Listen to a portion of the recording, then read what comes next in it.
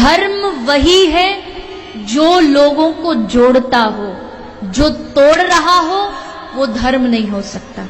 وہ سمپردائے نہیں ہے جو لوگوں کا بٹوارا کرتی ہو، جو لوگوں کو توڑتی ہے. جوڑنا یہ دھرم کا کام. لیکن ہم لوگ جو دھرم دیش کی طاقت ہونی چاہیے تھی وہ دھرم آج دیش کی کمزوری بنی. یہ ایک بھارتیوں میں ایک عجیب جیسا نفرت کا جو ایک اثر ہے وہ دیکھنے کو مل رہا ہے. یہاں ہر چیز کو دھرم کے نام سے بانٹا جا رہا ہے. جو چیز کامن ہے بائبل، وید، قرآن میں، وہ 100% اللہ کا کلام ہونا چاہیے. باقی ہے کہ بعد میں ڈسکس کریں گے.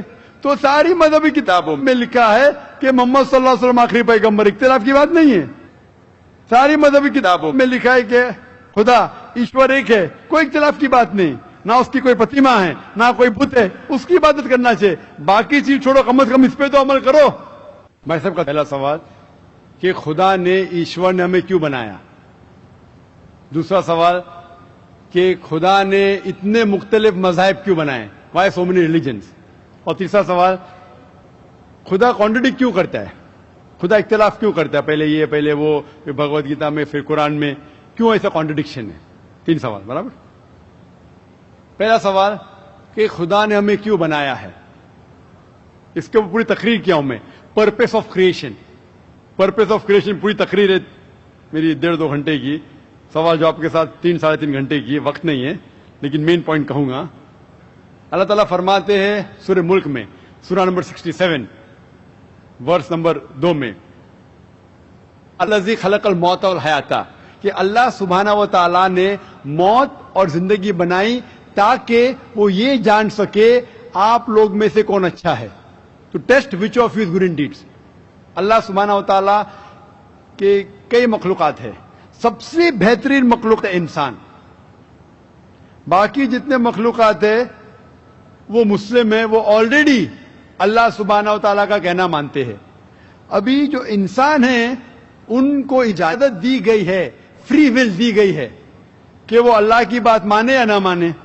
Almighty God has given us the free will. Free will دیا گیا ہے کہ آپ چاہو تو اللہ کی بات مانو، چاہو تو نہ مانو. یہ فری ول دینے کے بعد اللہ سبحانہ و تعالیٰ نے نازل کیا ہے کہ اس دنیا کا ٹیسٹ کیا ہے، the rules and regulations.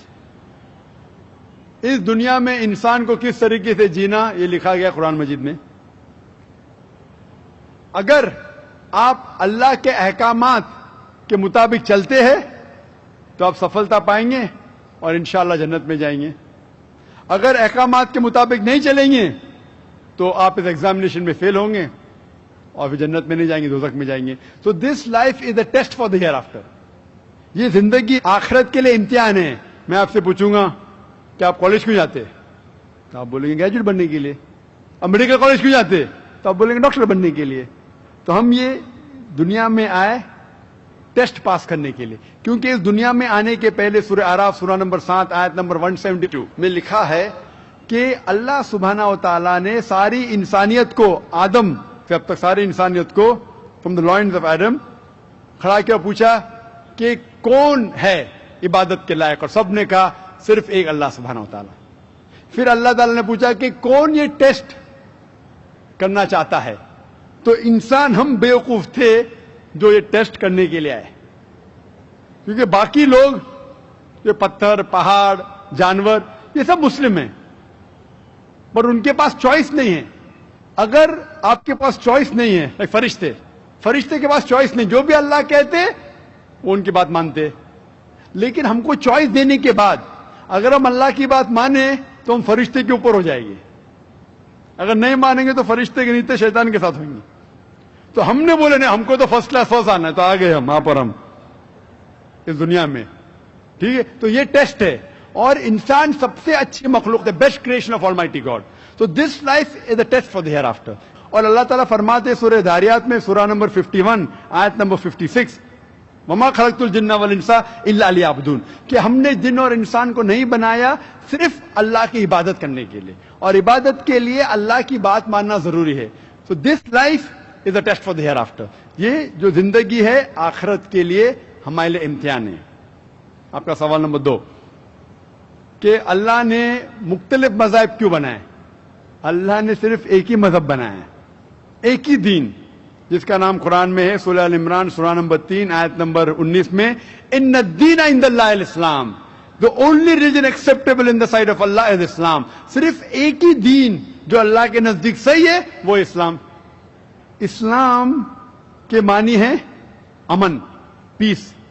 اسلام کے معنی ہے to submit your will to God, خود اپنے خواہش سے اللہ کے احکامات کے مطابق زندگی کو بسر کرنا. اسلام کا مطلب یہ نہیں کہ محمد سلطان ذاکر. اسلام مطلب اللہ کے احکامات پہ عمل کرنا اور امن حاصل کرنا. تو جتنے پیغمبر آئے صرف اسلام سکھائے. مذہب ایک ہی ہے لیکن مذہب کا پیغام بدلا گیا.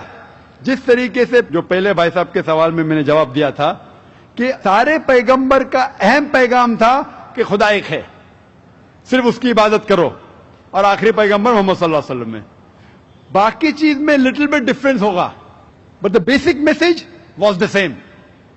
بیسک جو پیغام تھا ایک خدا, صرف اس کی عبادت کرو, اس خدا کی کوئی پرتیما نہیں, بت پرستی غلط ہے, اور اس ایشور کے آخری پیغمبر محمد صلی اللہ علیہ وسلم.